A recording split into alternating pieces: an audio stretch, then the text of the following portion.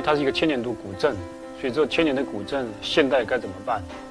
然后未来该怎么办，这是一种。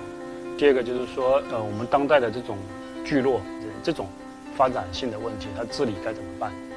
那第三个可能就是从我们的专业角度来讲，就是两岸的闽台合作，这个地方可以提供很多那个我们在台湾用得上经验，可是碰触不到的那个规模的问题，就这个刚好两岸的经验就可以很互补。这里是松口，最重要的公共集体